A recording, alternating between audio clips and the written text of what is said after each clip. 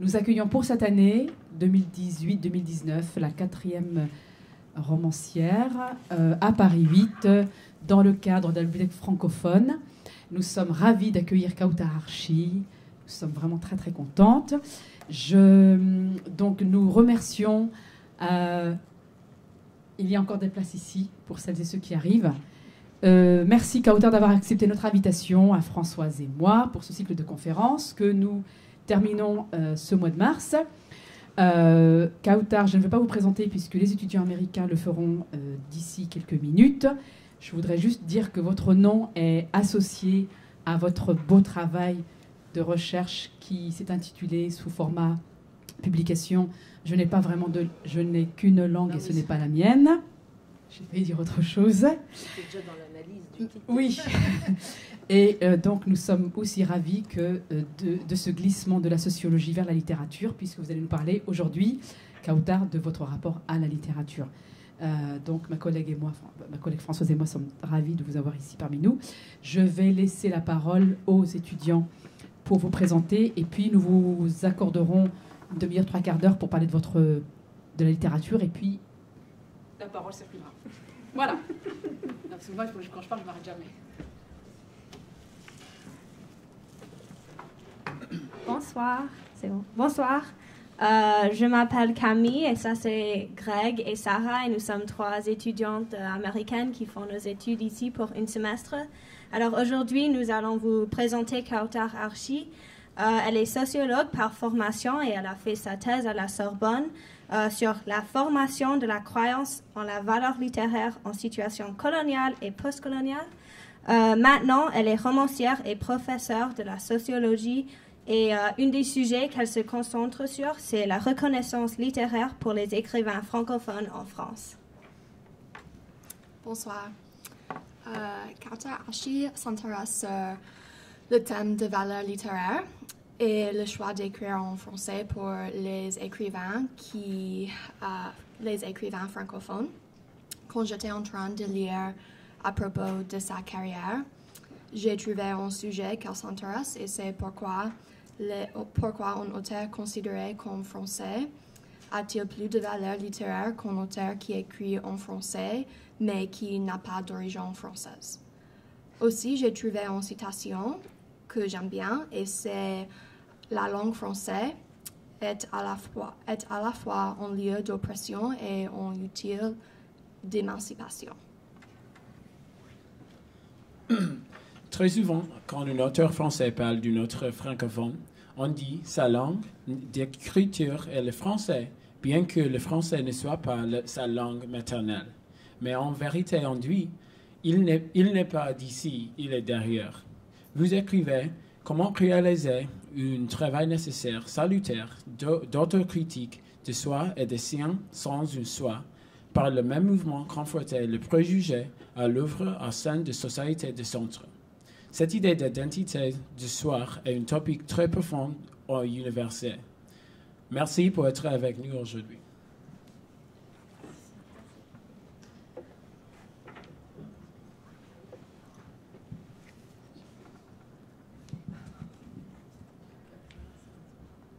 Bonjour à toutes et tous. Il y a des garçons. Oui, il y a quelques garçons qui sont présents. Vous m'entendez bien ? Je suis très heureuse d'être avec vous. Merci beaucoup à Ferrugia et à Françoise. Et le micro ne marche pas. Je dois de m'avoir invité.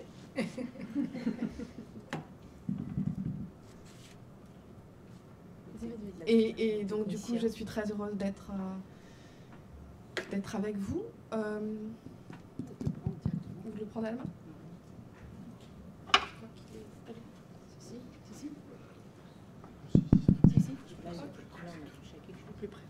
D'accord, donc il faut parler plus près.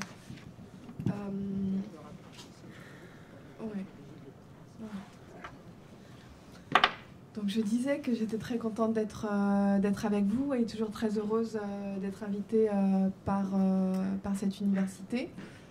Merci beaucoup aussi de m'inviter à la fois pour le travail sociologique qui est le mien, mais aussi pour les travaux littéraires. C'est plus étonnant pour moi de parler de ces romans-là à l'université.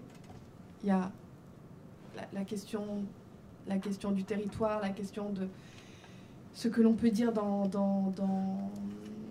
chacun des territoires. C'est ici quelque chose d'assez important et je pense que c'est effectivement un enjeu assez fondamental que de réussir à tisser des ponts entre la question de la pratique scientifique, la pratique universitaire et puis une pratique plus artistique.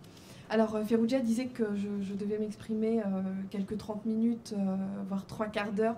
Je ne vais sûrement pas les tenir, mais c'est aussi une manière de favoriser le débat avec vous. Donc, je vais peut-être davantage lancer des pistes de recherche, lancer des éléments, réfléchir avec vous comme cela à haute voix, et ensuite essayer de partir de vous et de vos potentielles curiosités. Donc,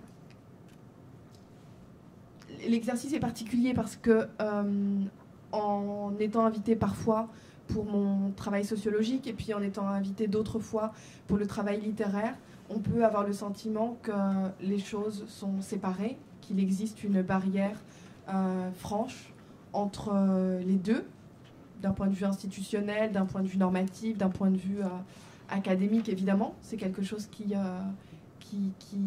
existe. Et en même temps, dans ma propre pratique et dans la manière dont j'ai plutôt tendance à définir les choses ces derniers temps, je dirais que les liens sont beaucoup plus présents et beaucoup plus tangibles qu'il n'y paraît. Et je pense effectivement qu'ici, la question de la frontière est quelque chose de très important et qui peut être à la fois le lieu à partir duquel on s'exprime, mais qui peut être aussi la limite, ou en tout cas l'élément qui est à franchir. Vous voyez, j'ai du mal à parler de romans parce que ça fait longtemps que je n'en ai plus publié. Le dernier a été publié en 2014 et à l'origine Notre Père Obscur. Ce que je pourrais peut-être faire, c'est essayer de développer une forme de genèse, c'est-à-dire essayer de préciser la manière dont je suis venue à l'écriture et pourquoi je suis demeurée dans cette écriture littéraire, tout en la dédoublant ou tout en l'associant ou en la complexifiant à l'aide d'une autre écriture qui est l'écriture sociologique. Je sais que dans le discours romantique et dans ce que l'on dit traditionnellement de l'écriture, c'est quelque chose qui, pour beaucoup d'auteurs, existe de manière très précoce et fondamentalement liée à l'expérience scolaire, etc. Pour moi, c'est toujours très important de préciser que je n'ai jamais écrit avant d'écrire ces romans-là. Je n'avais pas de pratique littéraire particulière. Et je crois que je n'avais pas écrit avant d'écrire ces romans-là, puisque pour moi, la question de l'écriture, elle a été la conséquence d'une volonté très précise, qui était la volonté de publier, en fait. Donc, je ne suis pas du tout adepte du principe d'écrire pour soi ou d'écrire en mettant les manuscrits dans le tiroir ou d'écriture beaucoup plus intimiste. Pour moi, c'était très important d'écrire pour être publié. Et cet acte-là de la publication, il est à la fois, je pense pouvoir le dire maintenant, lié à la nécessité de créer un objet livre, qui est clairement définissable, etc. Mais il est lié aussi, et c'est là où le terme de publication peut être plus intéressant, il est lié aussi à quelque chose que j'ai éprouvé très tôt quand j'avais 17, 18, 19 ans, qui était, comme je le formulais à l'époque, et je reprends cette formule parce que je pense qu'elle est juste, qui était la nécessité de devenir public. J'avais vraiment cette nécessité-là. Et quand je dis devenir public, c'est vraiment, puisque c'est comme cela que je me figurais les choses à l'époque, sortir de l'espace privé. Donc je crois que la venue à l'écriture littéraire est pour moi assez indissociable de la sortie du cercle familial, et peut-être même plus que le cercle familial, de l'institution familiale en elle-même. C'est-à-dire qu'il n'était pas simplement question de quitter ma ville natale et de faire ma vie, mais il était aussi surtout question d'émancipation, il était question de récupérer quelque chose d'une vie qui me semblait progressivement inscrite dans quelque chose qui m'inquiétait de plus en plus, sur lequel on pourrait revenir et qui sont assez présents et qui hantent d'une certaine manière ces ouvrages-là. Donc pour moi, l'acte d'écriture était vraiment lié à la question du départ, et il se trouve que ça a été en partie le départ de la ville de Strasbourg, l'installation dans la ville qu'est Paris. Et je le dis parce que je crois que c'est très important de réussir à recontextualiser les espaces dans lesquels l'écriture ou la pratique artistique de manière générale apparaît, puisque, encore une fois, le discours dominant ou une certaine forme de romantisation de l'expérience veut qu'on soit attiré par l'écriture, qu'on soit attiré par le fait d'exprimer quelque chose. Je voulais exprimer quelque chose, mais le plus important pour moi, c'était les effets de cette expression. C'était les conséquences qu'elles allaient impliquer, c'est-à-dire une forme de rupture dans ma vie personnelle de femme. Et j'étais très consciente qu'il y avait dans l'écriture, et surtout dans la publication, un enjeu, l'enjeu de l'espace public, comme je le disais auparavant, mais surtout l'enjeu de l'espace public pour une femme issue de ce qu'on appelle traditionnellement les quartiers populaires ou les classes populaires. Et c'était quelque chose pour moi d'assez fondamental, de réussir à développer quelque chose qu'à l'époque je ne nommais pas forcément encore féministe, mais qui pourrait aujourd'hui se rapprocher de ce type d'expression. J'ai eu le sentiment qu'il y avait quelque chose dans l'écriture, dans la publication, dans la rencontre de nouvelles personnes, dans la découverte de nouveaux espaces, quelque chose d'une forme d'élargissement des possibilités sociales qui m'était accordée. Et ça, c'est quelque chose auquel je tenais beaucoup, cette idée de possibilité d'émancipation, puisque je croyais plus fortement à les possibilités d'émancipation que je pouvais individuellement m'offrir que les possibilités d'émancipation que pouvait m'offrir le système scolaire, par exemple, ou le système universitaire. Donc j'avais vraiment ce sentiment qui relève davantage d'une représentation imaginée du monde qui était le mien à cette époque-là, que l'écriture pouvait venir faire barrage à un certain nombre de forces sociales que je sentais très fortes, qui sont propres à l'institution familiale, mais qui sont propres à l'institution familiale telle qu'elle se développe dans certains espaces, en raison d'un certain type de rapports sociaux, de classe, de genre, de race, bien évidemment, etc. Donc j'avais vraiment ce sentiment-là que la publication était pour moi un outil de maintien de ce que je voulais être ou de la manière dont je me percevais potentiellement devenir avec cet ouvrage-là. Donc c'était quelque chose pour moi de très fondamental. Donc vous voyez qu'en soi, et même quand je le dis de cette manière-là, je m'en rends compte, pour moi l'important c'est pas la littérature, ce n'est pas vraiment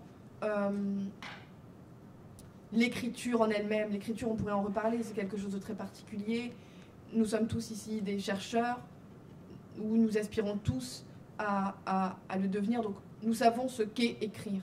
Je ne crois pas qu'il y a une différence essentielle entre écrire quelque chose qui serait littéraire et quelque chose qui serait académique. On pourrait en revenir à ce propos. Encore une fois, il y a tout un ensemble de lois, de règles, de normes. Il y a des catégories de juges qui jugent votre travail, qui le font entrer dans la catégorie littéraire ou qui le laissent à l'extérieur. Et pareillement, bien sûr, pour le travail académique et scientifique. Mais ce sur quoi je voudrais plus insister, c'est vraiment sur l'expérience politique que cette écriture a été pour moi, qu'elle continue d'être dans des formats, selon des configurations différentes. Et à quel point, pour moi, je dirais que entre il y a 8-9 ans, c'est-à-dire les premiers moments où je commence à écrire et à publier. Et aujourd'hui, l'idée peut-être fondamentale à laquelle j'arrive, c'est que la littérature est un univers profondément particulier, complexe et violent. Je crois qu'on peut le dire de manière très, très évidente. Et que c'est très important, c'est comme ça que je le verrai aujourd'hui, de ne pas vouloir laisser la violence sociale. J'avais donné ici une conférence sur la question de l'écriture à l'épreuve de la violence sociale. Nous étions déjà à cette époque-là dans ces thématiques-là. De ne pas laisser la violence à l'extérieur du texte. C'est-à-dire que le fait d'écrire, le fait de publier, le fait d'écrire et de publier à partir d'une situation précise, on n'écrit pas et on ne publie pas de la même manière quand on est une femme ou quand on est un homme, quand on est une personne blanche ou quand on est une personne non blanche, quand on est une jeune femme de 18 ans ou quand on est un homme de 60 ans, etc., etc., etc. Et je crois que c'est très important, ces éléments-là, qui sont des expériences du vécu, de ne pas uniquement les considérer comme extérieurs à la pratique artistique, mais de considérer qu'ils font partie de l'art lui-même, qu'ils font partie de l'exercice de l'écriture lui-même. Il y a toute une tradition littéraire, et on pourrait revenir à ce propos aussi, qui défend cette idée selon laquelle la littérature serait pure et qu'il y aurait cette nécessité de monter en pureté, en fait, et de monter en purification. Et la purification du littéraire, ce serait à la fois quelque chose d'une matière féminine et quelque chose d'une matière étrangère.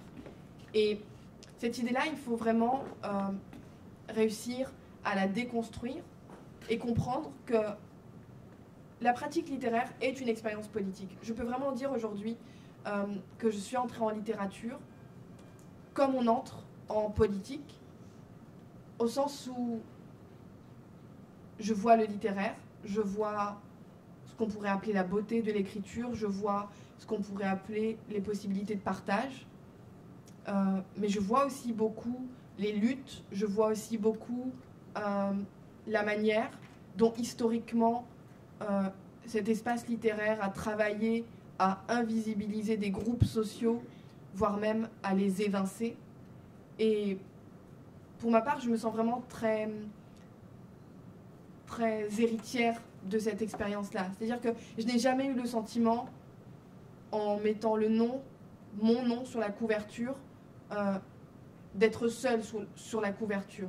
C'est pour ça que je parle d'expérience politique, parce que même si je suis seule quand j'écris, même si je suis seule quand je publie, même si maintenant je suis seule quand je vous parle, en vérité, c'est une expérience profondément collective. Pour ceux qui aiment un peu ou beaucoup la littérature, on sait très bien à quel point c'est une histoire profondément ancienne, et que donc il y a une accumulation d'éléments que nous connaissons. Des livres sont parvenus jusqu'à nous, mais nous n'avons pas connaissance de tous les livres qui ne sont pas parvenus jusqu'à nous. Nous n'avons pas connaissance de tous les livres de femmes, particulièrement, mais on pourrait complexifier, on pourrait dire de femmes non blanches issues des quartiers ou des classes populaires, qui ont été évincées, qui ont été silenciées, qui ont été considérées comme illégitimes à contribuer à la vie intellectuelle et culturelle du pays ou de la nation.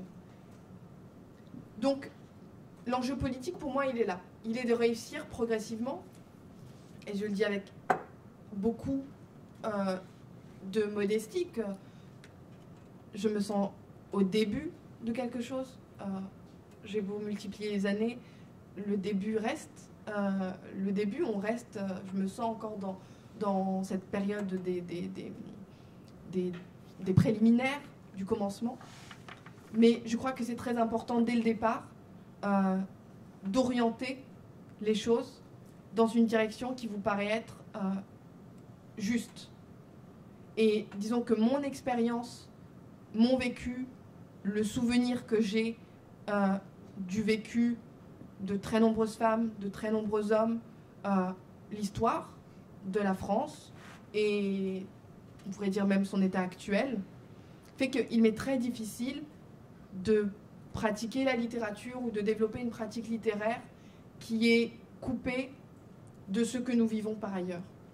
Donc ces romans-là, l'ampleur du saccage et à l'origine Notre Père Obscur, sont vraiment pris dans ces problématiques-là. Comment dire quelque chose qui relève de l'indicible? Comment dire quelque chose qui n'est pas attendu et qui n'est pas entendu? Et comment est-ce que je peux faire dans le texte et à l'extérieur du texte pour créer ce qu'on pourrait appeler les conditions d'intelligibilité du texte? Comment faire pour que le texte soit lisible politiquement parlant?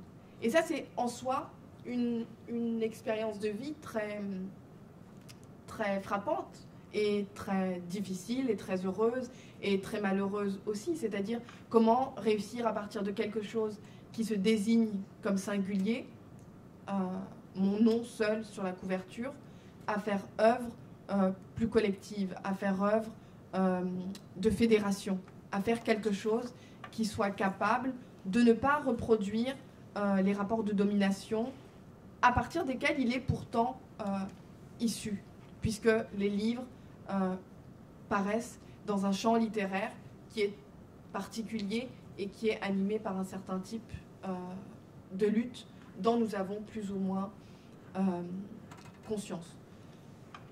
Donc, l'idée centrale sur laquelle je voudrais surtout insister auprès de vous, c'est celle-là. C'est comment, de quelque chose qui se présente comme apolitique et qui tendrait a priori uniquement vers le plaisir, vers l'esthétique, vers la forme, comment passer de la forme à la ligne politique? Comment passer de la forme esthétique à quelque chose qui agisse sur le réel, comme j'ai voulu que ça agisse sur moi en fait, comme j'ai voulu que ça change ma vie à moi au départ. Comment faire pour que ça continue de changer ma vie et comment faire pour que ça change nos vies à nous, mais pour que ce soit des outils ou des armes ou des espaces, comme maintenant, d'échange et de discussion sur quelque chose qui est pour moi plus important que la littérature, qui est le dehors de la littérature, la question patriarcale, la question raciste, bien évidemment, la question des injustices sociales, la question postcoloniale, bien évidemment.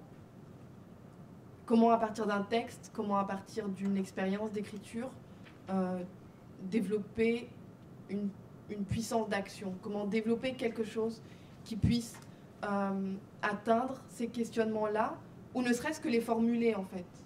Donc vous voyez qu'en vérité on est très loin, j'espère être très loin de ce qu'on appelle classiquement la littérature, et vraiment rejoindre par ce chemin-là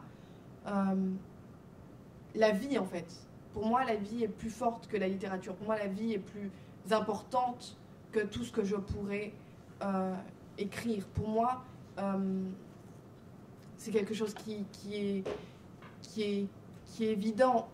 On ne peut pas mettre en bascule, on ne peut pas mettre sur la même balance quelque chose qui serait la beauté du style, quelque chose qui serait la beauté de l'histoire, quelque chose qui serait la beauté d'un personnage face à la vie en fait.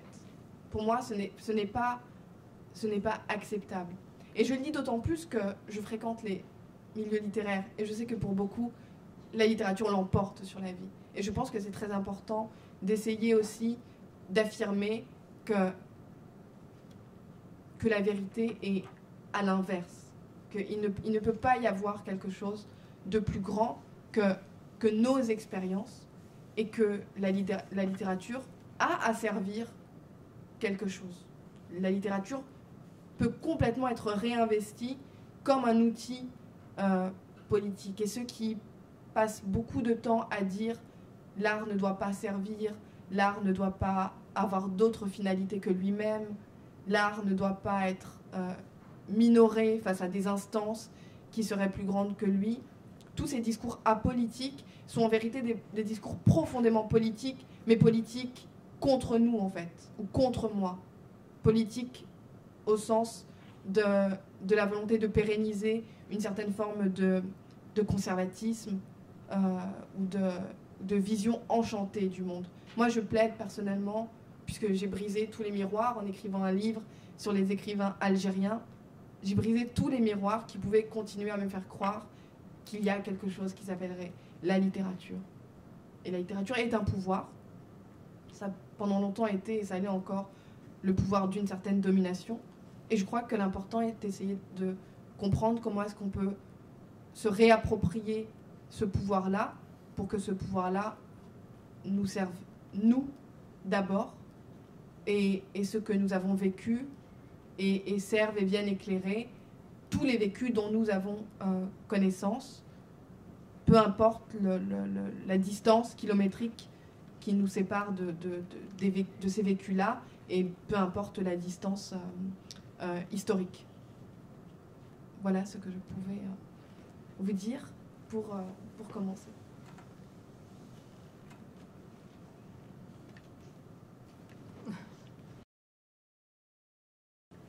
Merci, ça marche. Merci beaucoup de ce témoignage. Je crois qu'il va pouvoir susciter des débats très rapidement. Merci aussi d'être là, parce que je n'ai pas eu l'occasion de te remercier d'être venu. Je suis très frappée de la manière dont tu abordes les choses, parce que je crois qu'il y a beaucoup de sincérité et de lucidité. Je suis vraiment frappée par l'extrême sincérité et lucidité de ce témoignage. Et je pense que c'est... nous savons, avec Rancière, que toute littérature est politique, nous le savons. Mais là, on a une expérience vraiment, comme tu dis, à la rencontre de l'intime et du public, de l'intime et du scientifique. Une vision, une manière de présenter qui fait se rejoindre la subjectivité et la soi-disant objectivité scientifique. Et je ne sais pas, ce n'est pas une question, je voulais vraiment te remercier de cela, parce que je pense que pour les étudiants, c'est quelque chose qui est important, qu'il est important de percevoir. Une expérience de la politique, de la littérature menée par quelqu'un qui y réfléchit et qui en produit aussi. Voilà. Donc je pense que je vais te passer la parole à Ferruccia, ou on passe la parole à la salle et puis on reparlera par la suite. Est-ce que quelqu'un veut intervenir? Oui.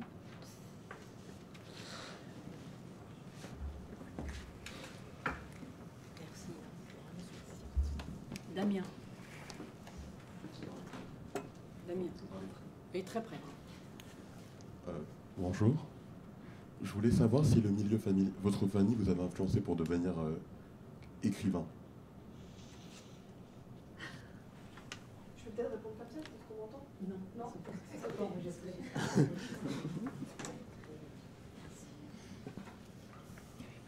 Oui, la question familiale, elle est très importante.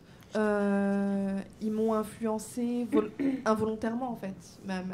Mes parents sont ouvriers, donc je pense que j'ai été influencée par ça. J'ai été influencée par le fait qu'ils ne m'ont pas influencée. Vous voyez, j'ai été... c'est dans ce sens-là qu'il y a une liaison à faire, ouais. Alors, je profite du micro, pour rebondir sur la question de Damien, merci, et la réponse de Kautar. Moi, j'ai été très touchée quand tu parlais de rupture. Et en fait, dans les livres que tu as écrits, donc je passe à sociologie, la rupture, elle est très forte dans À l'origine de notre père obscur. Elle est extrêmement violente dans L'ampleur du saccage. Et je voulais te demander justement, tu parlais d'enjeu social, donc de rupture dans la famille, dans l'écriture, et tu disais l'écriture doit justement porter la violence externe, extérieure. Et je me disais, qu'est-ce qui t'a amené à écrire, par exemple, quelque chose comme À l'origine de notre père obscur, uniquement, justement, cette rupture, dans ce milieu d'enfermement où on enferme les femmes, qu'est-ce qui t'a amené à écrire ce livre? Et tu l'écris, toi tu parlais d'écriture, c'est très beau, c'est irrespirable, c'est palpitant, on se dit vite, il faut que je termine ce livre parce que c'est pas possible, et en même temps on y retourne parce qu'il y a quelque chose de fascinant dans, dans la mise en scène de la rupture telle que tu la mets là, comme ça, dans le livre. C'est-à-dire que tu as ramené ce dont tu parlais tout à l'heure, ta famille, enfin, tu n'en dis pas grand-chose, mais c'est un peu comme dans tes livres. C'est-à-dire que c'est très élégamment amené, je trouve. Hein. C'est-à-dire que tu ne dis rien de manière frontale, tu ramènes l'extérieur dans l'écriture, et dans le même temps, ton écriture, elle est une espèce de souffle comme ça, qui parle justement de l'enfermement, des ruptures, et de rupture même dans ce lieu clos, justement. Oui, je crois que quand on parle d'un livre, c'est toujours important de dire aussi des choses qui ne le concernent pas, au sens où l'origine était vraiment marquée par la nécessité d'aborder quelque chose qui a été difficile à aborder pour moi, et qui était la question, je ne sais pas comment on pourrait l'appeler, du thème féminin ou de la féminité, ou le thème des femmes. Et c'est vraiment, pour moi, l'entrée en littérature, elle est masculine. Je le dis maintenant parce que maintenant je le vois, en fait, avec du temps. Maintenant, je peux l'observer. Le premier récit, Zone cinglée, était porté par une voix d'homme. Et cet homme vivait une histoire fraternelle, incroyable, et qui, voilà, c'était ça. C'était l'histoire de deux frères. C'était pas PNL, je le dis tout de suite. Je le dis parce que, voilà, je sais que ça compte aussi dans nos imaginaires, et moi, c'est un imaginaire qui on pourrait en parler, mais la question de la musique est assez importante, et du rap en particulier est très important. Et dans l'expérience de l'ampleur, c'est encore une fois un homme qui parle, qui est lui-même entouré par 3 autres hommes. Donc, je crois que j'avais beaucoup de mal à faire exister dans l'espace de l'écriture quelque chose de féminin. Et j'avais cette tendance que je vois très clairement maintenant à multiplier les paravents entre le personnage et moi-même, ce qui me permettait de mettre une distance très forte. Je crois que cette distance, elle tient à 2 choses. Elle tient au fait que c'est difficile de vivre une vie de femme, et que certaines femmes peuvent dire que c'est difficile de vivre une vie de femme, et d'autres femmes ont moins la possibilité de le dire, et opèrent ce qu'on pourrait appeler des phénomènes de censure par peur, en développant une parole critique sur leur expérience féminine, d'alimenter ou de venir nourrir des préjugés racistes. Et donc là, il y a quelque chose pour moi qui était très, très évident à cette époque-là. Je me vivais vraiment comme une auteure non blanche qui avait cette sorte de dilemme à résoudre, et que je n'ai pas réussi à résoudre à cette époque-là, qui était de me dire, si je dis trop de choses sur mon expérience féminine, si je dis trop de choses sur mon expérience familiale, à peine énoncé, ce discours va m'être complètement volé. On vole des discours, et ce discours va être retourné contre moi et contre les miens. Et ce sont des conflits de loyauté qui sont classiques, en vérité. Vous pouvez vivre cette expérience-là dans des situations très diverses. Et dans l'expérience littéraire, ça s'est posé de manière très, très forte et très, très évidente. Et le fait de crypter le récit, le fait de masculiniser l'expérience, rendez l'expérience dissible, en fait. Rendez l'expérience communicable, pour moi, mais en même temps, communicable d'une telle manière que aucun échange n'est véritablement possible avec le lecteur, puisque le lecteur pense à une chose, moi je pense à une autre chose, et nous ne sommes pas d'accord sur le contrat que nous sommes en train de signer tous les deux quand nous lisons le livre. Et ça, c'est une expérience que j'ai souvent vécue, c'est-à-dire, je voyais et j'entendais les gens me poser des questions, et je me disais, je ne peux pas répondre sincèrement, parce que je ne peux pas. Et donc, je suis peut-être maintenant dans un autre extrême, qui est celui d'un trop-plein de sincérité, qui est une manière de me rattraper des années précédentes. Mais je crois qu'il y avait beaucoup d'enjeux de cet ordre-là. Et pour l'écriture de l'origine, ça a été une sorte de pendant féminin. Pour moi, ce sont vraiment des livres frères ou des livres sœurs, c'est-à-dire qu'il y a une famille et quelque chose émerge du côté du continent masculin et du côté du continent féminin. Et pour moi, c'était très important de réussir à dire quelque chose à partir de ma position de femme. C'était vraiment dur pour moi de le faire immédiatement. Pour certaines personnes, c'est évident, puisqu'elles vivent naturellement leur position de femme. Mais moi, c'était quelque chose que je vivais politiquement déjà. Je voyais qu'il y avait déjà des conflits de loyauté, je voyais qu'il y avait déjà des coûts et des bénéfices, mais que pour moi, ces bénéfices ne pouvaient pas être engrangés, puisque c'était des bénéfices sur le dos des préjugés ou des stéréotypes ou de récupération médiatique sur lesquels je n'allais pas avoir de contrôle. Donc j'ai mis du temps avant de réussir à trouver une manière de parler sans en donner l'air, en fait. C'est ça que j'appelle souvent le cryptage, en fait. C'est quand je dis des choses ou quand j'écris des choses, mais qu'elles ne sont pas immédiatement comprises pour ce qu'elles sont. Mais après, je me disais, ce n'est pas grave, puisqu'elles sont malgré tout déposées. Et dans 1 an, ou dans 2 ans, ou dans 4 ans, ou dans 10 ans, le livre sera toujours là, et il sera toujours temps d'y revenir, et il sera toujours temps de décrypter, et il sera toujours temps de dire les choses, en fait. Simplement de dire les choses comme elles sont, de manière plus sincère. Je ne dis pas qu'avant, je n'étais pas sincère, mais j'étais dans des tensions entre ce qu'on peut dire et ce qu'on ne peut pas dire, qui me poussait parfois à des formes de censure, parfois à des formes de reconfiguration, à des transformations de prénoms. Des personnages masculins devenaient féminins, parce que c'était beaucoup plus simple, parce qu'ils passaient comme ça. Donc, voilà, il y a tous ces enjeux-là qui, pour moi, étaient très, très importants.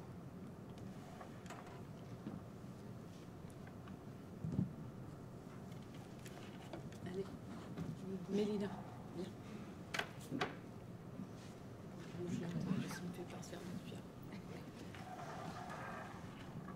Merci.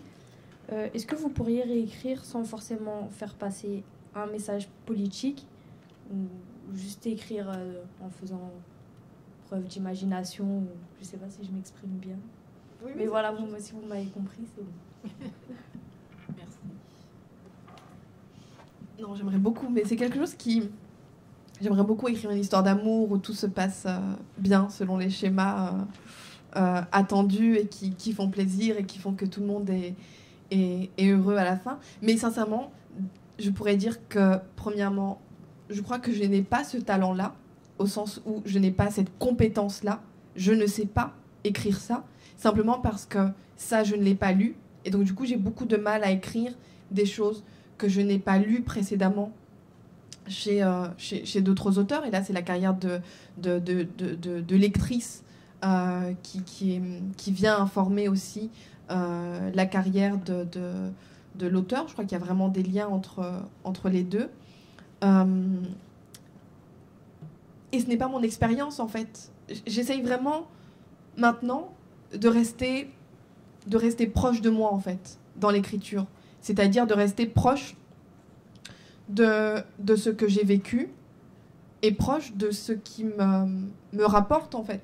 Et ce qui me rapporte, c'est ça, en fait. Ce qui me rapporte, c'est de me dire, j'ai vécu telle expérience, elle a été heureuse, ou elle a été douloureuse, ou elle a été grandissante, ou au contraire, elle m'a réduite, peu importe. C'est mon expérience.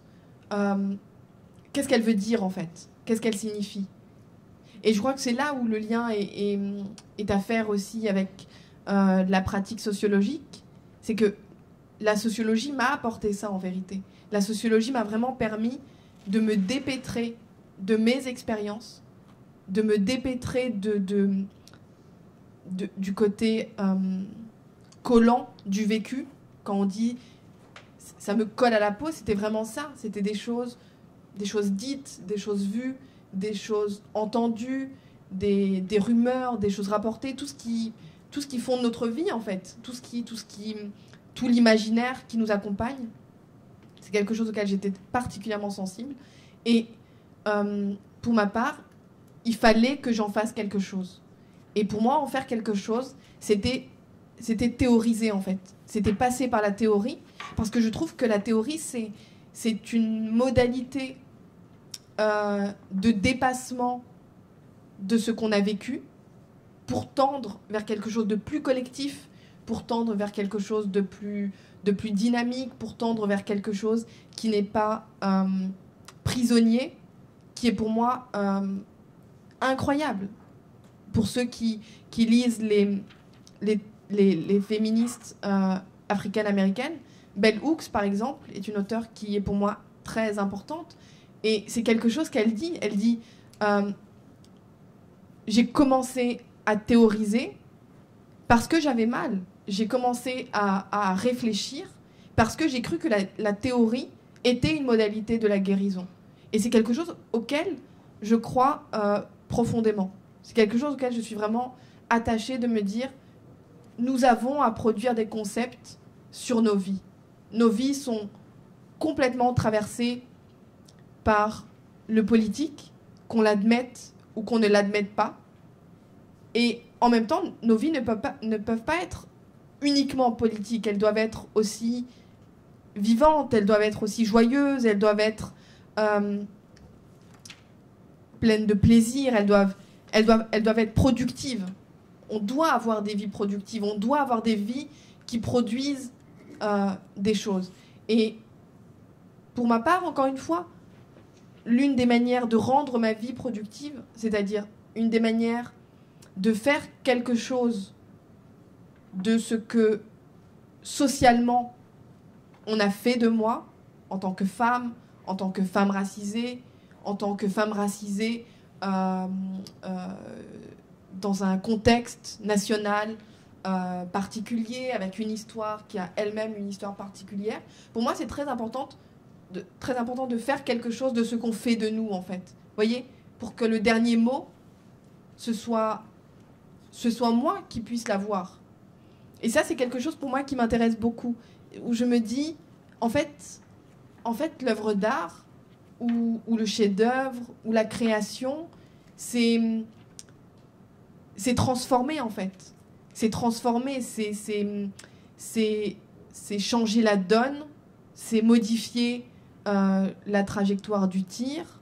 Et la théorie et l'écriture, il me semble qu'elle permet de faire cela. Elle permet de lever des déterminations, pas de manière durable, pas de manière éternelle, pas toujours de manière satisfaisante, mais quand même, parfois, elle vous apporte des gains de lucidité, elle vous apporte de la lumière, au sens propre de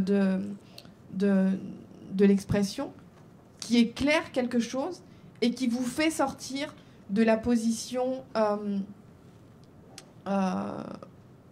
de dominer. C'est-à-dire que vous commencez à comprendre des choses qui socialement n'étaient pas destinées à être comprises par vous, même si c'est votre vie qui est en jeu. Et ça, pour moi, la théorie me l'a apporté. Et la littérature me l'a apporté aussi. Et quand j'ai réussi à inspirer l'un par l'autre, pour moi, ça a été très important. Parce que, selon moi, d'ailleurs, je ne dis pas que je pense que je ne dirais plus que j'écris des romans, parce que la question de la fiction, par exemple, est quelque chose pour moi de très particulier. Je crois que maintenant, il y a quelque chose qui se joue au niveau du réel, au niveau de l'immédiat, et que les personnages... Moi, je suis là. Donc, parfois, je me dis, pourquoi prendre un personnage? Moi, je suis là. Donc, autant me prendre moi-même et écrire à partir de cette expérience, là.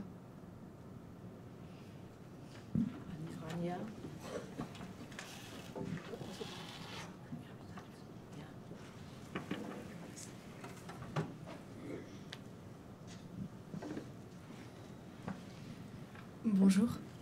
Ma question concerne votre écriture.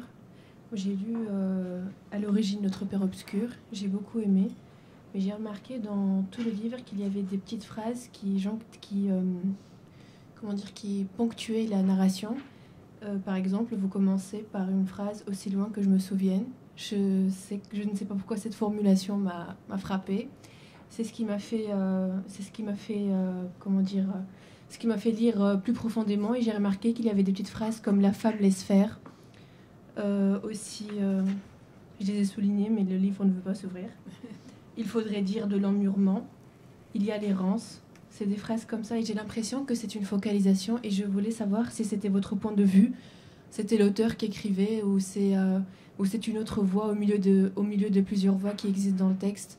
Parce qu'à la lecture, j'ai vu qu'il y a certes un seul personnage principal, mais plusieurs voix. Et ce personnage qui est là comme une vigilante, qui a tout compris, qui voit tout.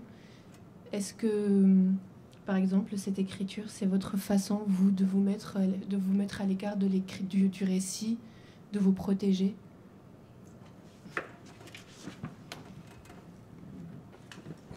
Merci, c'est une question compliquée. Mes souvenirs des livres que j'écris sont pas toujours très clairs, mais je sais que dans ce cadre-là, le personnage, puisqu'il y en avait un, duquel je me sentais très proche et qui était une forme de double ou de moi extrapolé, c'était le personnage de la petite fille, en fait. Je crois que ça, c'est quelque chose qui est assez évident. Et la petite fille sait, en fait. Évidemment, la petite fille sait énormément de choses, très rapidement.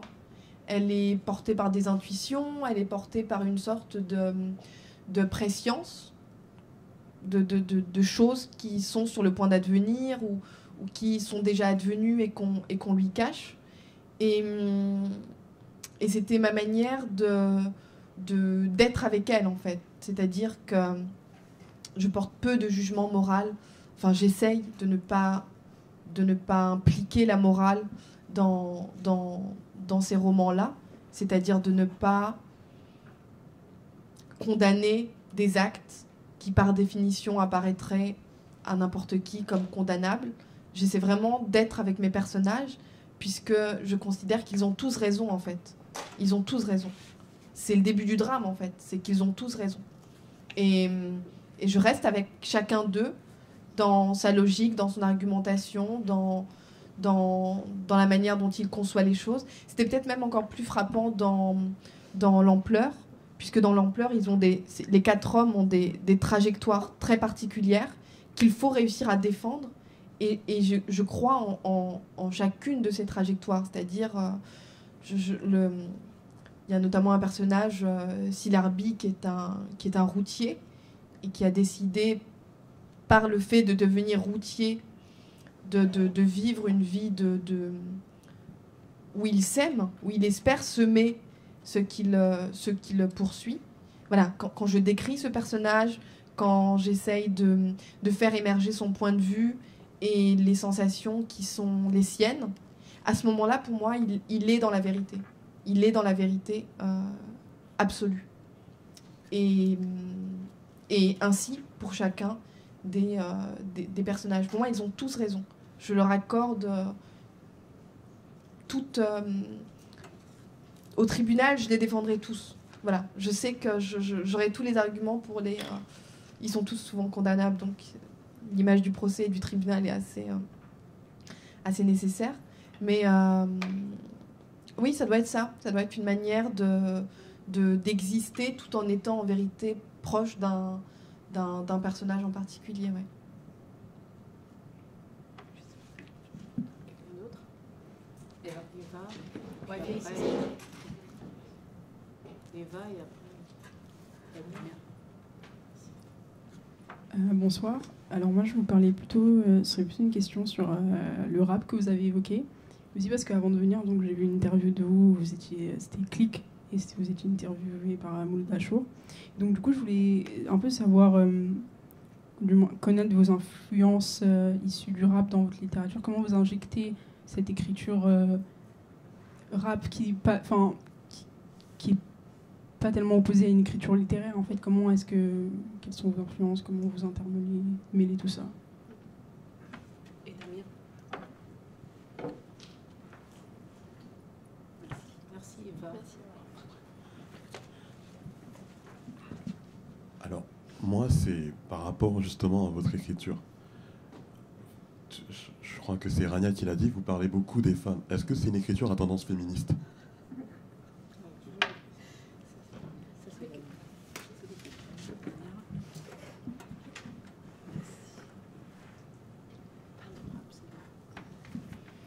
Pour la question du rap, c'est quelque chose que j'aimerais réussir à faire émerger plus concrètement, plus visiblement dans le texte, même si pour l'instant, j'ai pas encore exactement trouvé la bonne formule, la bonne manière de faire. Mais pour moi, c'est quelque chose de très important. J'écris souvent en regardant des clips de rap. J'ai mon ordi et souvent mon téléphone. Vous savez, je le renverse comme ça et l'écran, ça devient tout c'est un clip. Donc du coup, souvent, je fais ça. J'écris, j'ai ma page, il faut que j'avance, donc j'avance. Mais voilà, j'ai le clip qui est juste en bas, donc je vais de l'écran de l'ordi à l'écran du téléphone, qui est...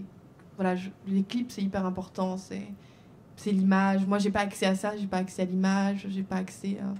Donc c'est quelque chose qui me fascine beaucoup et je me dis toujours, mais quelle chance, ils peuvent faire des clips, quelle chance, ils peuvent dédoubler, ils peuvent tripler, quadrupler avec la profondeur, ils peuvent mettre des signes. Enfin, moi, je trouve ça assez incroyable, ce qui est beaucoup plus complexe à faire en littérature, où on peut jouer avec des citations, on peut jouer avec des...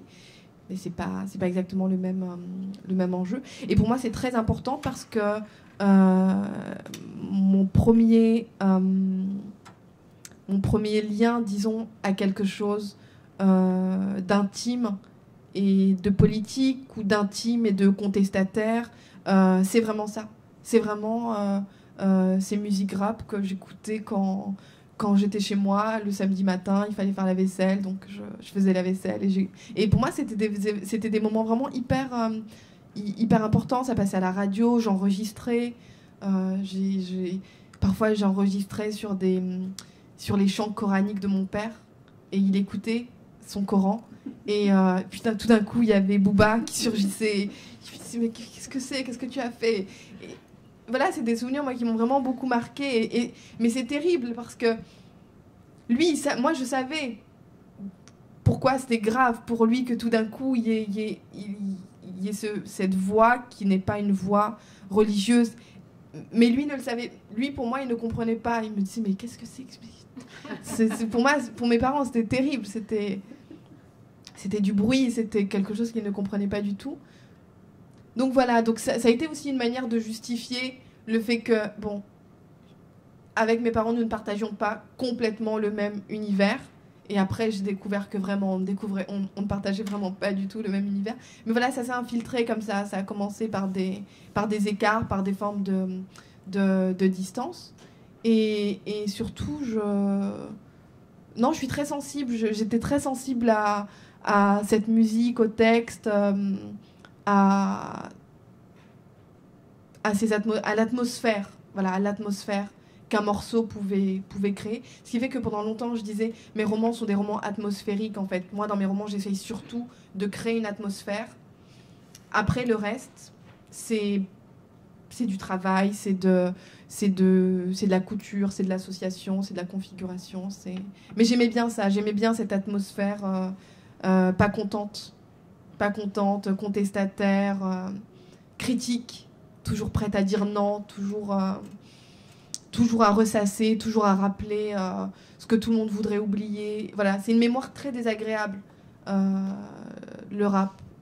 Mais c'est ma mémoire, ça fait partie de ce qui m'a beaucoup constituée intérieurement. J'ai pas eu de pratique militante, par exemple. J'ai pas eu de pratique politique dans des partis ou dans des associations ou dans des clubs, des choses comme ça. J'étais beaucoup plus intérieure, j'étais beaucoup plus domestique ou domestiquée.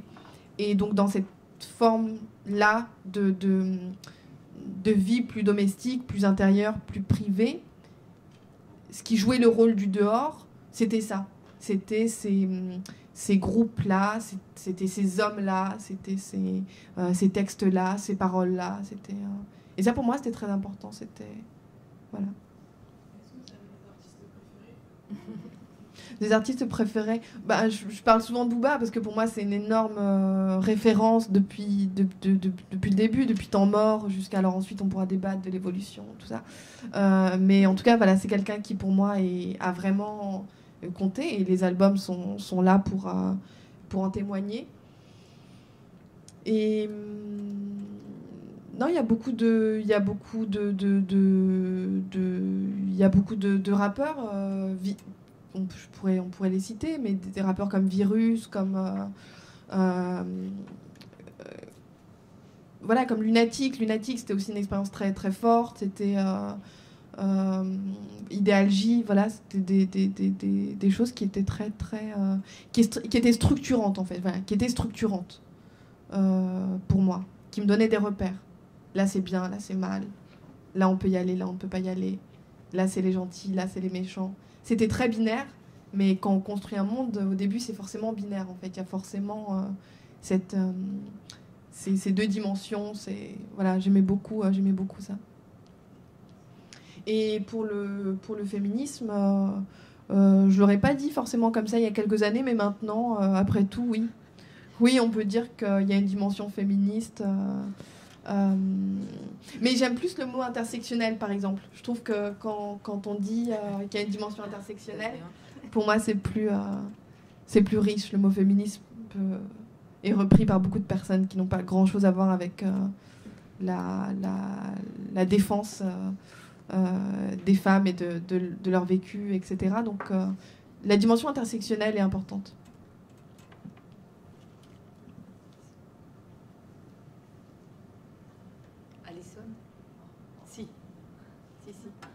Très bonne question de poser. Alison, tu as une très bonne question. Si. Non. Je peux poser une question? Alors, je voudrais... non, Kautar, est-ce que tu pourrais nous lire, s'il te plaît, le début, juste la première page de « À l'origine, notre père obscur », et après je te poserai ma question. Une porte épaisse contre laquelle je me cogne. Le soir, dans la petite cour intérieure de la maison, je suis debout, nue. Mes pieds trempent dans une bassine d'eau froide. Un vent léger souffle. Une main me serrant l'épaule, son autre main passant et repassant sur mon corps. La mer me lave derrière les oreilles, sous les aisselles, entre les cuisses et découvre sur mes genoux des ecchymoses. La mer s'accroupit alors, me saisit par la taille, baisse la tête et embrasse les ecchymoses. Au contact de ses lèvres sur ma peau, je sens la douleur s'estomper, disparaître. Je crois ça longtemps, jusqu'à mes 5 ans, mes 6 ans, que les baisers guérissent. Puis, à l'aide d'une petite serviette, la mère sèche ma peau et me porte dans ses bras sur les quelques mètres qui nous séparent de la maison.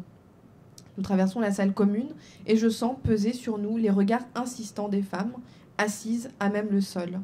Les femmes qui, à l'instant où nous nous apprêtons à emprunter le grand escalier pour rejoindre l'étage, lancent à la mère « Prête-la nous, ta petite, pour une seule nuit seulement ». Feignant de les ignorer, la mère me serre contre elle et, d'un pas rapide, nous regagnons la chambre sans fenêtre. Merci.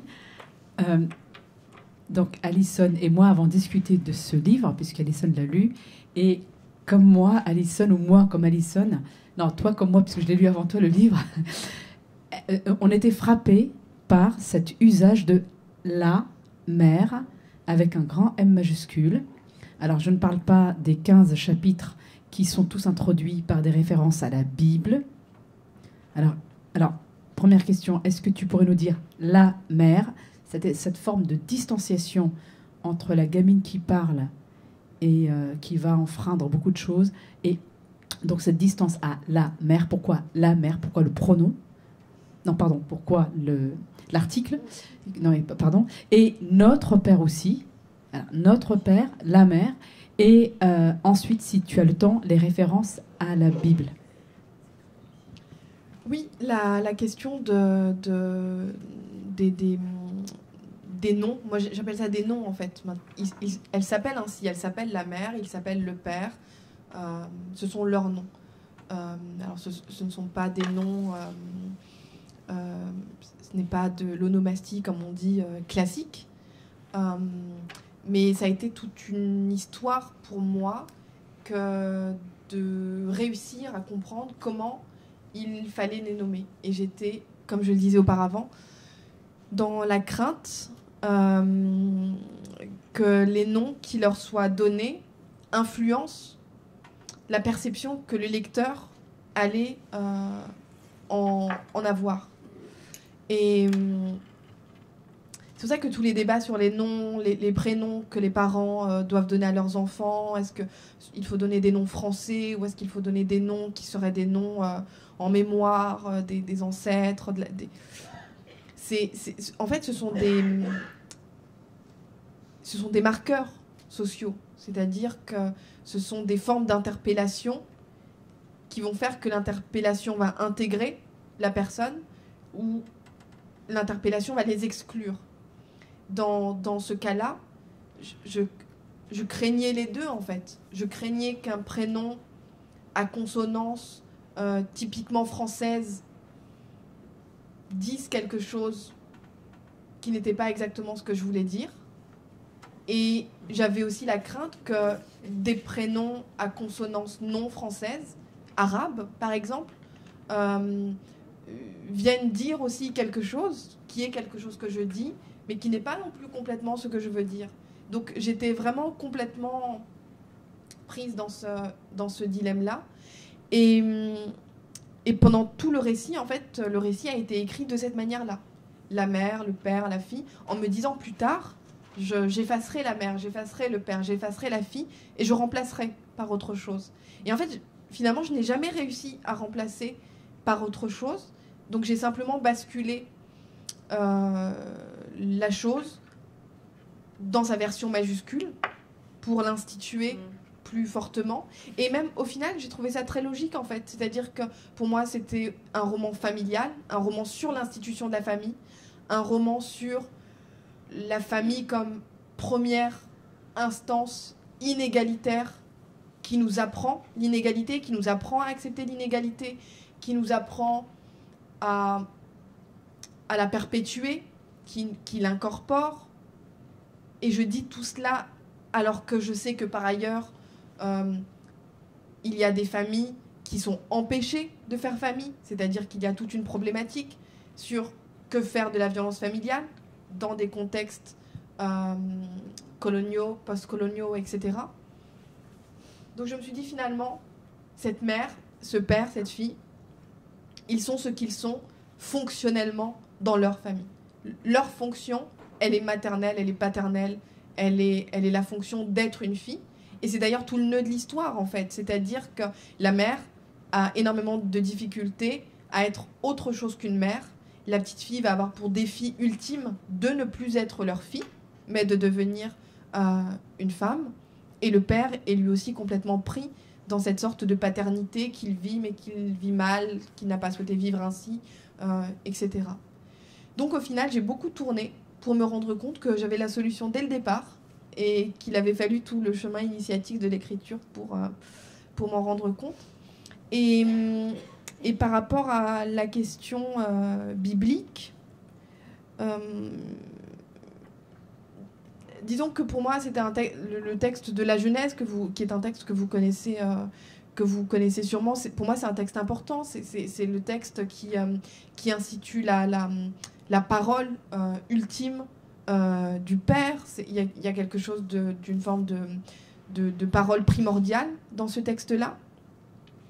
Et c'est un texte qui est très marqué, si vous le lisez, vous vous rendrez compte très vite, qui est très marqué par la question du corps, par la question du corps pur, du corps impur, du corps tolérable, du corps intolérable, du corps qui se transforme à travers les âges, etc.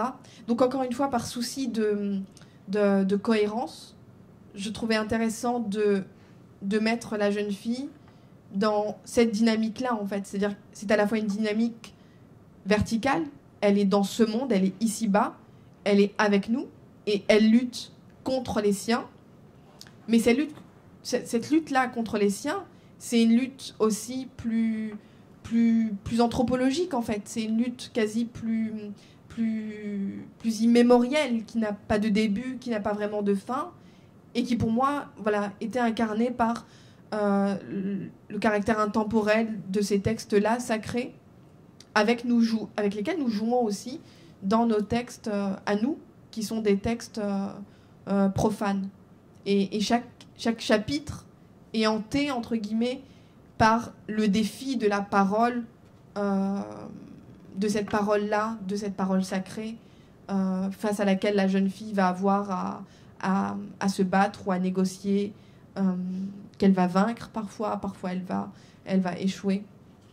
Voilà, j'aimais bien cette tension, en fait, entre quelque chose de très sacré et quelque chose de terriblement là, ici, maintenant et tout de suite.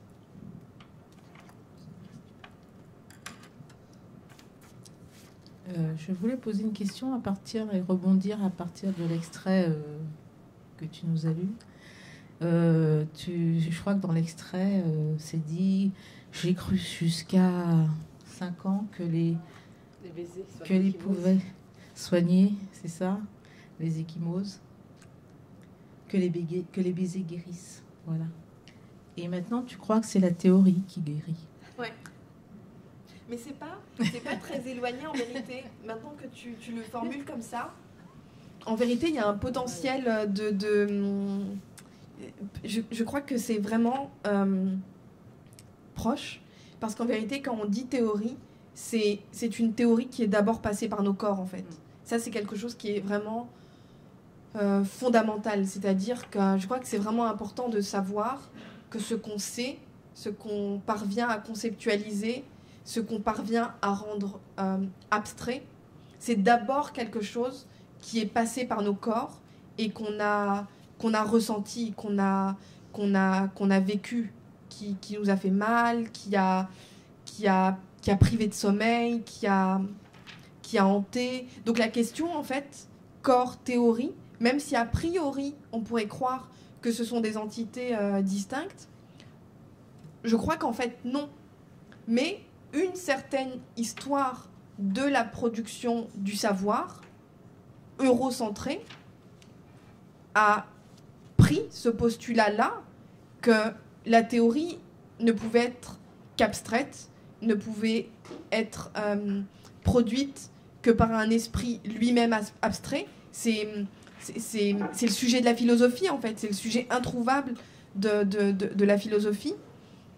Et je crois qu'il y a une autre histoire à raconter, qui est une histoire qui ne passe pas par le centre, mais qui n'est pas moins légitime, qui est l'histoire des savoirs que nous possédons parce que nous l'avons vécu, en fait, parce que nous l'avons expérimenté, nous l'avons incorporé.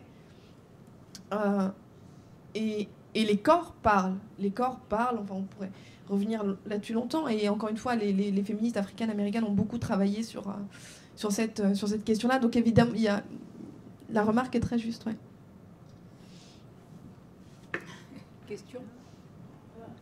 Peut-être commencer parce que quand tu viens là.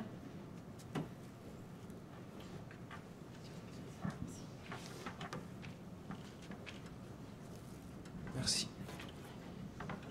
Vous avez dit tout à l'heure que la littérature l'emporte sur la vie. Et pour moi, c'est la vie qui l'emporte sur la littérature. Oui. D'accord, c'est ce que j'avais entendu. Donc, si vous pouvez développer un petit peu sur ce sujet. Et tout comme la musique, c'est par la musique et c'est par le rap notamment qu'on représente la vie, le réel. Si vous pouvez un petit peu développer ça.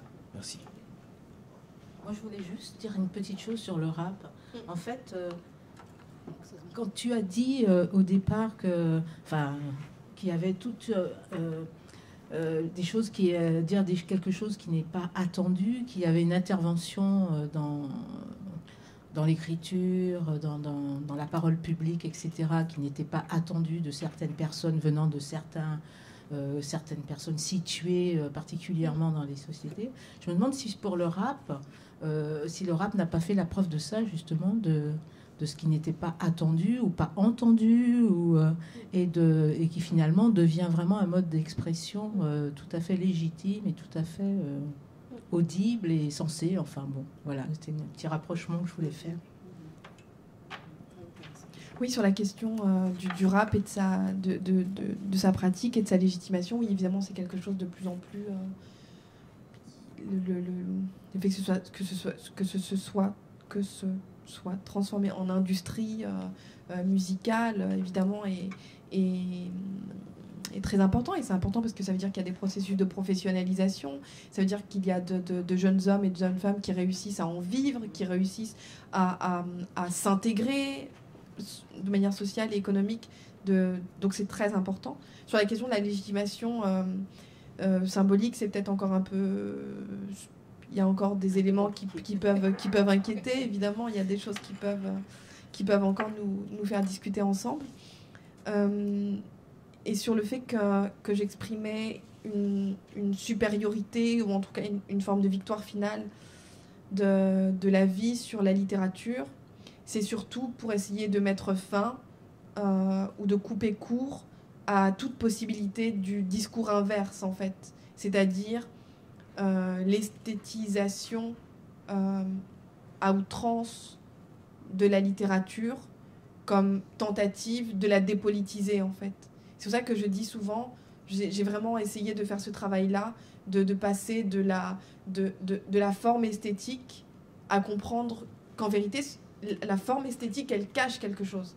La forme esthétique, elle cache la frontière politique. Voilà. Ça, pour moi, c'est quelque chose de très important. C'est-à-dire qu'il y a des producteurs, il y a des aspirants, écrivains, peintres, musiciens, etc.,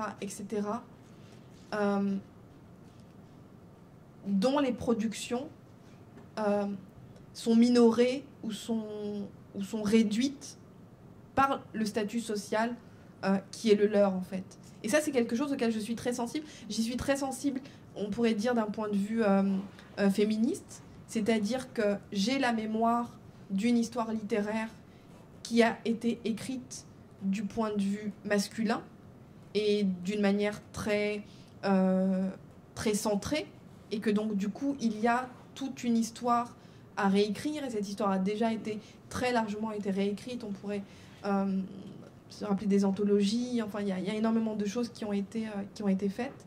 Mais j'ai aussi une mémoire, disons, peut-être plus sensible à la question de ce qu'on appelle parfois les musiques de l'immigration, à ce qu'on a appelé à une certaine époque la littérature beurre, etc., qui sont pour moi vraiment des expériences ou des lieux à partir duquel on peut observer la manière dont certains groupes sociaux sont évincés des espaces de création, en fait. Et quand je dis des espaces de création, en vérité, ce ne sont pas simplement des espaces de création, ce sont des marchés symboliques. C'est là où on négocie la légitimité de chacun à exprimer son point de vue sur le monde.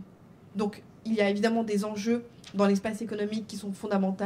Il y a des enjeux dans l'espace politico-culturel qui sont tout aussi importants. Mais je crois que la question du savoir, la production du savoir et la production de formes de beauté, c'est aussi un enjeu sur lequel on doit essayer d'être attentif.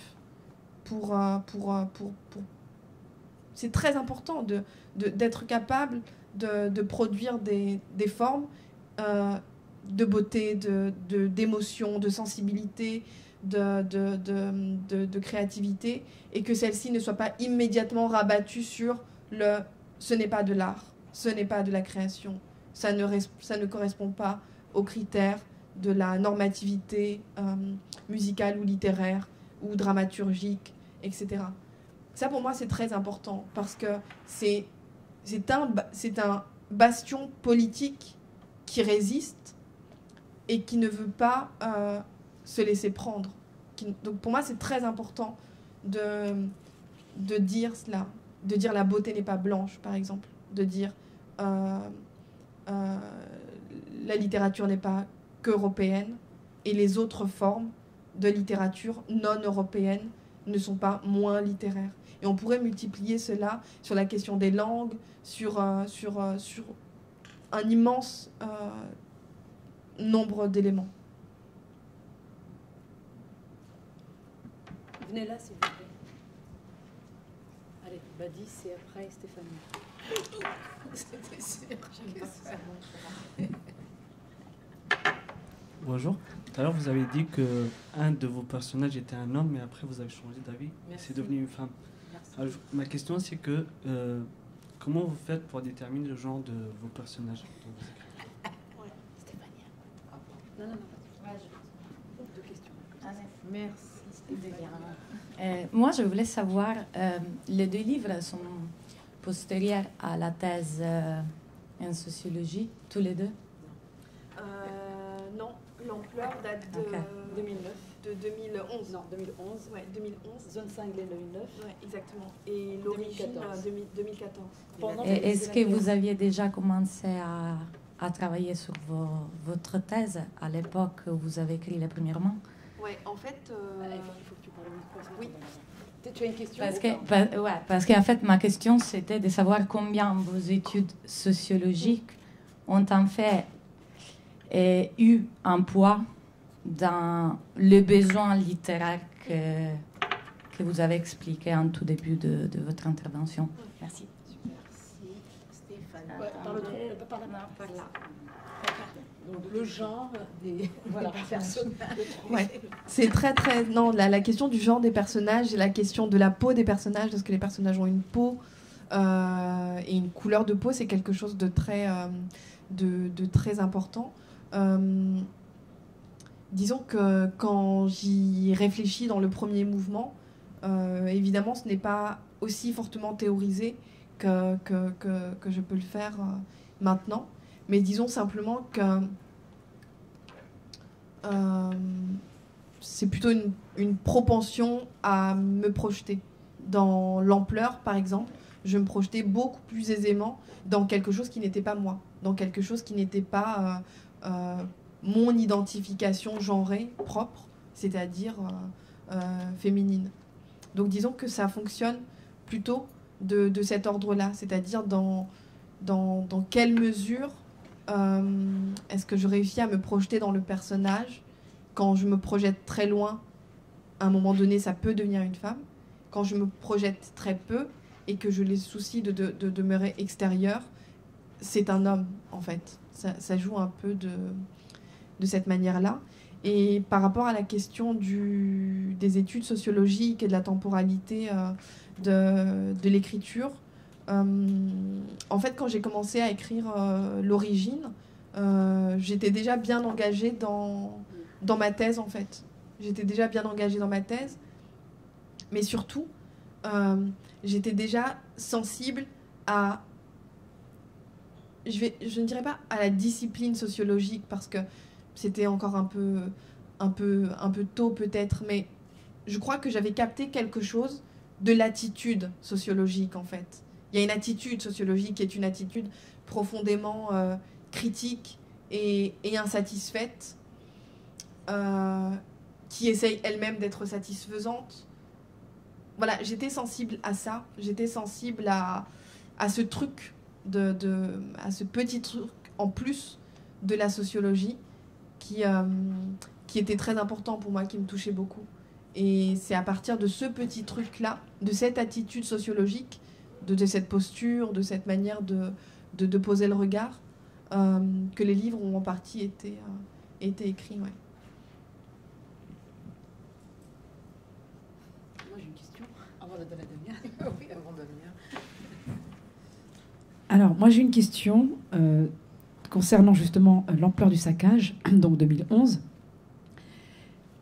D'où est venu ce désir, ce besoin, je ne sais pas, un désir ou l'idée d'ancrer dans la Méditerranée, mais sud-sud, parce que la France, ça peut être aussi un fragment de la Méditerranée, d'où c'était venu, l'ancrage masculin dans ce lieu où tous les drames se sont noués dès le départ, et qui dépasse les personnages, parce que quand je relisais là, ce que dit Areski, c'est absolument terrible, de lui qu'on ne le nomme pas. Je m'appelle Areski, mais on ne me nomme pas. Et puis, donc, d'où c'est venu, voilà, cette idée de ancrage méditerranéen, lieu de la perte. Bon, bien entendu, il y a plein de références, j'imagine. J'en profite aussi pour te demander, est-ce que tu as une bibliothèque dans ta tête qui t'a, au-delà du rap ou en plus du rap, qui t'a inspiré? Et donc, ce lieu un peu mythique, dramatique, tragique, qui se rejoue. Et comment est-ce que tu as fait pour à la fois ancrer dans cet antre méditerranéen et dans le même temps raccrocher un peu à quelque chose qui nous est un peu connu, c'est-à-dire la banlieue, la condition des ouvriers. Et dernière petite question, sous-question, pourquoi l'Algérie ? Oui, pourquoi l'Algérie? C'est une grande question. Je vais demander la nationalité algérienne. Je pense que l'Algérie peut tout à fait me l'accorder maintenant, me l'accueillir. Mais nous sommes trop nombreux maintenant à vouloir aller vivre en Algérie. Donc, voilà, je vais prendre mon tour.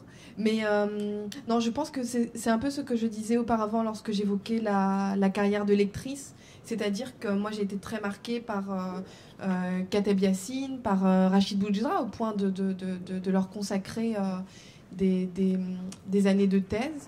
Et donc, disons que j'avais ce paysage à l'esprit et que je trouvais l'histoire algérienne, d'un point de vue dramatique et dramaturgique, sans pareil. Du fait de la guerre, du fait de tout ce qu'il s'est passé avant la guerre, de tout ce qui s'est passé même avant la colonisation, de ce qu'il s'est passé après, les indépendances. Voilà, j'étais très fascinée par cette fresque historique qui n'en finit pas et qu'on continue de découvrir et de suivre. Donc,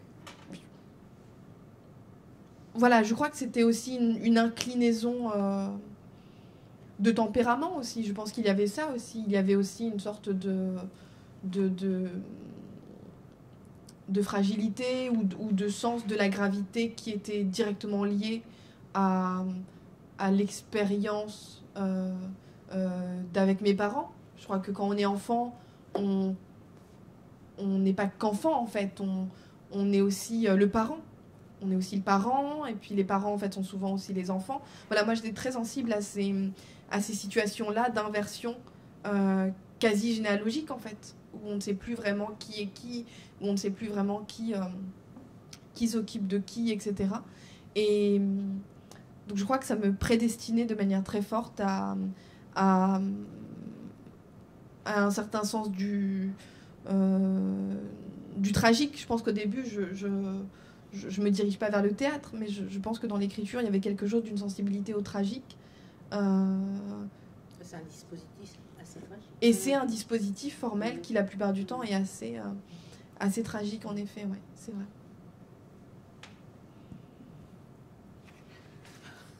Tu as une question, toi? Je sais. Moi, j'ai trop de questions. Ah, s'il te plaît. S'il te plaît, Ma. Après, on passera le micro. Commençons par eux, là. Bonjour. Vous avez avoué aimer beaucoup Kateb Yassine, donc je voulais savoir si vous pouvez guider mes prochaines lectures et me conseiller, la meilleure œuvre dramatique de Kateb Yassine. Ensuite, j'ai encore oublié ma question.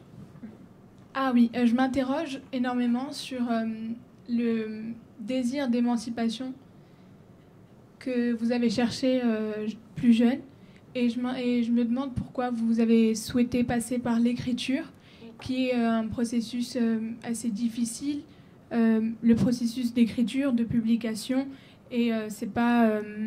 Enfin, je veux dire, écrire un livre, ça va pas ramener des audiences aussi conséquentes que, par exemple, faire un concert. Oui, le rap, c'est vraiment ce que je me dis. Alors pourquoi l'écriture, si vous n'étiez pas, comme vous l'avez dit, prédisposé romantiquement à l'écriture? Et ma troisième question, si vous pouvez tenir le marathon, c'est est-ce que vous craignez pas finalement... Enfin, vous avez dit que vous cherchez un espèce d'écoulement du temps entre l'écriture de vos œuvres et l'explication ou alors la confession. Et j'aimerais savoir si vous craignez pas la perte, non pas du message, mais peut-être de l'auditeur du message, en fait. S'il ne va pas perdre sa portée, alors que si vous l'aviez dit effectivement à la publication de vos livres, peut-être que ça aurait été déformé, peut-être que ça aurait été validé, invalidé, mais en tout cas, ça serait sorti, ça ferait partie de la conversation sociale, littéraire, des morts avec les vivants.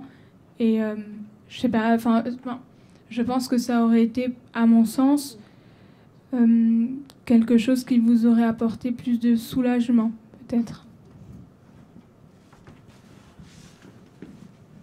Merci. Merci beaucoup pour ces questions. Alors, la première sur, effectivement, pourquoi un dispositif aussi complexe que celui de l'écriture? Pour une raison très simple, en fait. Je me sentais très coupable d'avoir des idées de départ à l'esprit, en fait, par rapport à ma mère. Je me sentais très coupable. Je me sentais dans la trahison, je me sentais dans l'abandon, je me sentais dans quelque chose de je ne tenais pas mon rôle, je ne tenais pas ma place, je me sentais sur le point de l'abandonner. Voilà, j'étais vraiment dans des préoccupations de cet ordre-là. Et il se trouve que ma mère était très, très, très inquiète, comme les mères le sont parfois, de l'extérieur. Donc ma mère était très rassurée quand j'étais avec elle, à la maison, quand nous étions chez nous. Et les sorties, les moments d'absence, les temps au collège, les temps au lycée étaient des temps d'inquiétude, comme vous pouvez déjà l'avoir vécu vous-même avec vos parents, ou si vous êtes vous-même parent. Et la seule chose qui rassurait ma mère, c'était l'école. Ma mère était très rassurée par la structure scolaire, elle était très rassurée par la parole des professeurs. Et moi, j'ai vécu quelque chose qui est que j'ai vite compris que l'institution scolaire nous mentait, qu'elle mentait quand elle parlait d'égalité des chances, quand elle parlait Enfin, je sentais qu'il y avait quelque chose avec l'institution scolaire qui n'allait pas. Et ma mère, elle ne le percevait pas. Ma mère, elle était convaincue que qui va à l'école aura tout, que tout n'est question que de cela, en fait. Et moi, je trouvais ça très émouvant parce que je me disais, mais ma mère a tellement la foi, en fait. Elle a tellement la foi en l'école. Et moi, parfois, je mentais pour sauver l'école. Je disais, oui, mais tu as raison. Je savais que c'était faux. Je savais que c'était faux parce que moi, j'étais à l'école. Je savais comment ça se passait. Je voyais ce qu'on faisait. L'année 2004, par exemple, qui est l'année très, très essentielle sur la question de la loi contre... J'ai vu ce que l'école faisait à des petites filles, qu'elle disait vouloir aider, qu'elle disait vouloir sauver. Au final, ça a été des formes d'exclusion, ça a été des formes de marginalisation. Ma mère, tout ça ne le voyait pas. Et je ne voulais pas qu'elle le voie, en fait. Donc moi, j'ai été une défenseur de l'école, alors que l'école ne méritait pas d'être défendue au regard de la manière dont elle reproduisait des formes de violence et d'inégalité. Et donc, dans cette idée de départ, pour moi, c'était très important de négocier le départ. Pour moi, c'est très important de bien partir. De bien partir. Et bien partir, c'était dire, en fait, je pars pas. Je ne pars pas, en fait. je pars simplement pour les études, je partais pour la bibliothèque, là je pars un tout petit peu plus loin, à 500 km plus loin, un tout petit peu plus loin. Voilà, j'ai présenté les choses de cet ordre-là. Et du coup, je me disais, mais voilà, si je publie un livre, ça rendra quelque chose, ça compensera quelque chose, son aspiration, son désir d'institution scolaire, il sera satisfait. Le livre, c'est le bout de l'école, c'est des manuels, c'est des...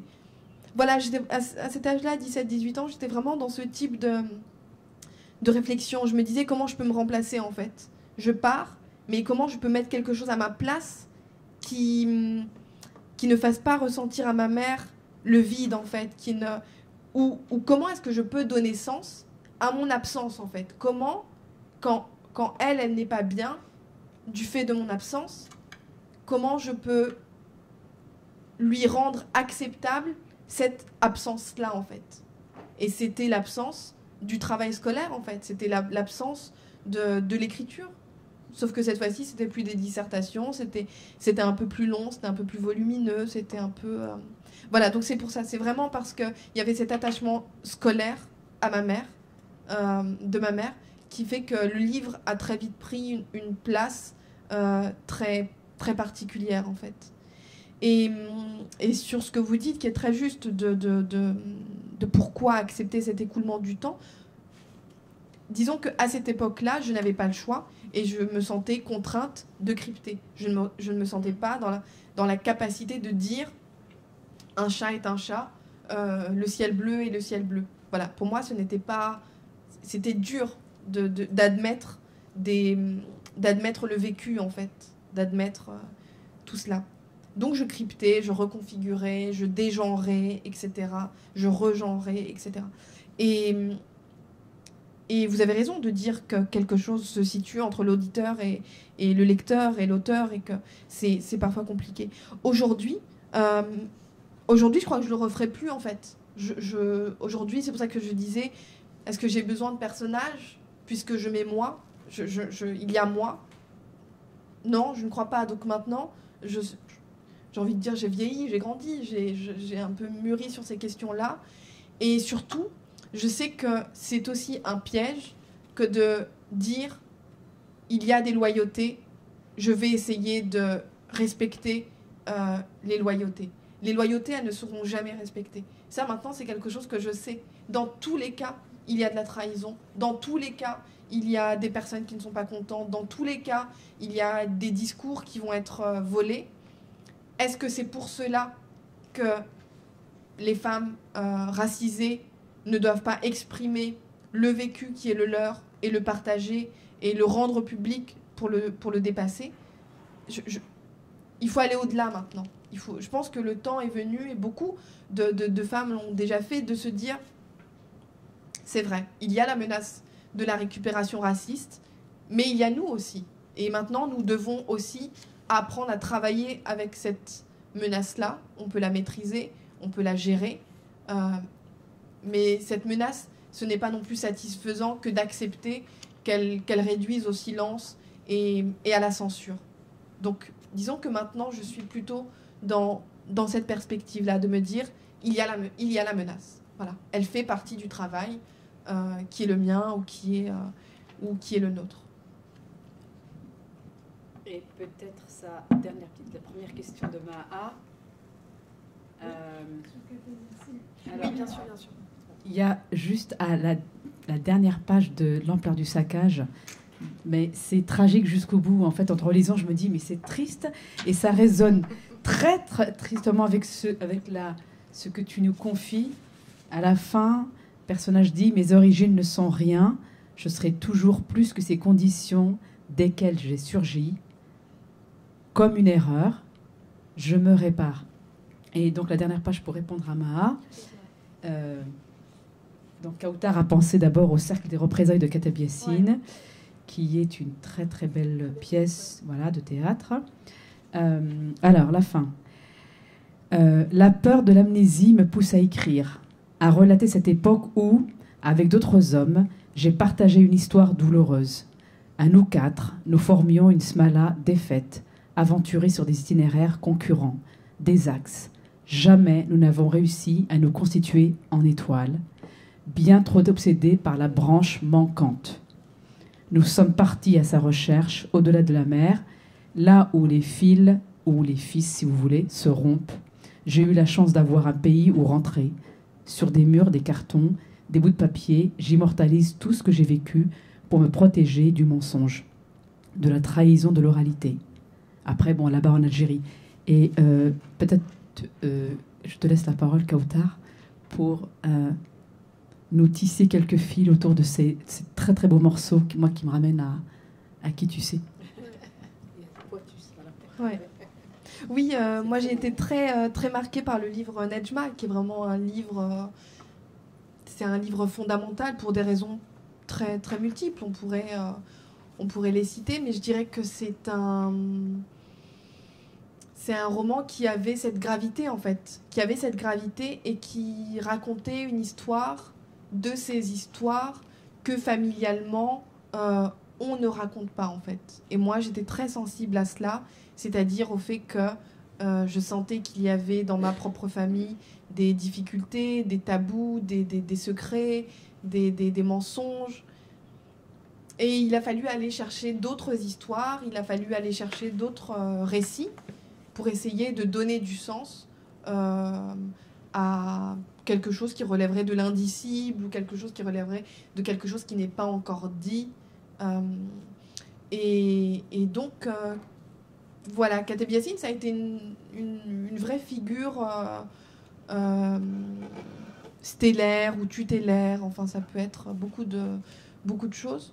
Donc même si la lecture est ardue, parce que beaucoup de lecteurs reviennent de Kateb Yassine en disant mais que c'est dur, oui c'est vrai c'est dur, il faut prendre des notes parfois, mais effectivement que c'est beau en fait, que c'est beau et c'est un autre rapport au temps, c'est un autre rapport à l'espace, c'est un autre rapport à la description des paysages, c'est un autre rapport au point de vue, c'est une remise en cause de beaucoup de canons esthétiques, et puis c'est une histoire aussi, c'est surtout ça pour moi qui me touchait, c'est une histoire, ce sont des hommes amoureux d'une femme qui désirent la posséder, mais ça marche pas.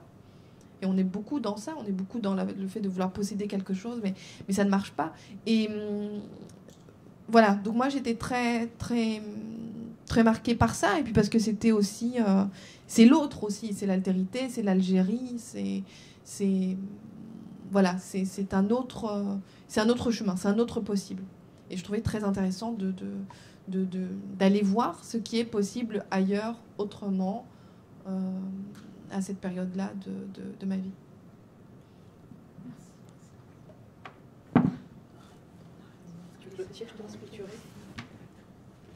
Nous clôturons. Oui. Je laisse la parole à Françoise. Je l'ai prise. Je voulais juste dire, c'est beau, c'est très beau, mais je pensais à Césaire, c'est beau comme une goutte. Il dit, mais une goutte de sang. Voilà. Merci Firouzja, je crois que je peux rien ajouter.